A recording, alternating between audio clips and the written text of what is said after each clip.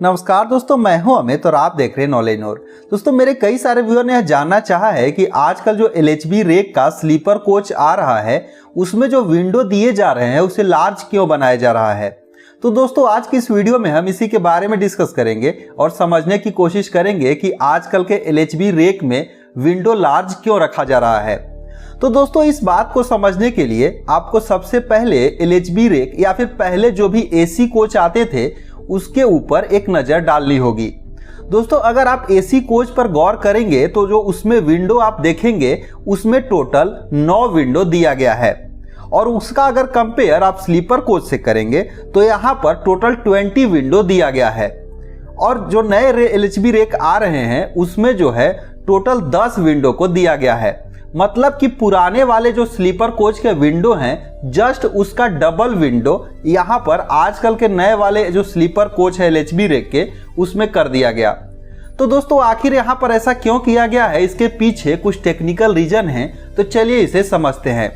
दोस्तों, होता क्या है कि जैसा कि आप सभी को पता है, जितने भी AC कोच में पैसेंजर होते हैं भारतीय रेलवे उन्हें वरीयता ज़्यादा देती है, क्योंकि यहाँ पर जो है वो लोग उसके लिए ज़्यादा पैसा पे करते हैं एज कंपेयर टू स्लीपर या फिर जनरल। तो भारतीय रेलवे यहाँ पर ये जो लार्ज विंडो AC कोच में रखती है 2 कारणों से रखती है। पहला रीजन यहाँ पर सेफ्टी को लेके है और दूसरा रीजन यात्रियों का कंफर्ट। दोस्तों, सेफ्टी कहने का मतलब ये है कि अगर कोई भी डिजास्टर वगैरह होता है तो रेलवे ये सोचती है कि अगर विंडो वगैरह चौड़े होंगे तो ऐसा कुछ भी हादसे वगैरह होने पर यहाँ पर यात्रियों को जल्दी से यानी आसानी से रेस्क्यू किया जा सकता है, उन्हें बाहर निकाला जा सकता है। और दूसरी चीज कि उसके अंदर जो भी यात्री बैठे हैं वो अंदर से व्यू वगैरह अच्छा देख सके बाहर का। तो इन दोनों चीजों के चलते यहाँ पर विंडो को लार्ज किया जाता है ताकि ये चीजें जो है यात्रियों को सुविधा मिल सके। दोस्तों, यहाँ पर अगर आजकल जितने भी आप देखेंगे जो लंबे लंबे विंडो किए जा रहे हैं, कुछ इसी से मिलता जुलता ही भारतीय रेलवे उससे जो है प्रभावित होकर इन चीज़ों को बदल रही है। साथ ही साथ विदेशों से कुछ यहाँ पर चीज़ें ली गई और इन सभी चीज़ों को देखते हुए भारतीय रेलवे अभी जो LHB रेक आ रहे हैं उसमें लार्ज विंडो कर रही है। तो इसके पीछे भी कुछ उसी टाइप के रीजन है। पहला रीजन ये कि अगर ऐसा कुछ भी होता है तो विंडो चौड़े रहेंगे तो आसानी से लोगों को निकाला जा सकता है।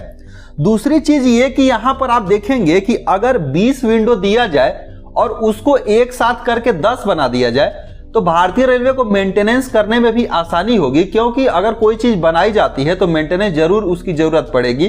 तो यहाँ पर 10 विंडो रहेंगे तो मेंटेनेंस आसान होगा। साथ ही साथ उसका असेंबल डिसेंबल भी यहाँ पर इस तरीके का आप जो देख रहे हैं, पहले क्या होता था कि ऊपर से नीचे स्लाइड होकर आते थे, लेकिन ये स्लाइडिंग वाले जो विंडो दिए जा रहे हैं तो इनका मेंटेनेंस आसान है, इसे आसानी से असेंबल डिसेंबल भी किया जाता है। इसके अलावा होता क्या है कि जो अगर आप कभी देखेंगे कि अगर ट्रेन में अचानक से ब्रेक लगती है तो पुराने वाले जो खिड़की होते थे ऊपर से नीचे गिर जाते थे, जिसपे कुछ हादसे वगैरह भी होते थे। लेकिन यहाँ पर स्लाइडिंग वगैरह होने से ऐसा कुछ भी नहीं होगा।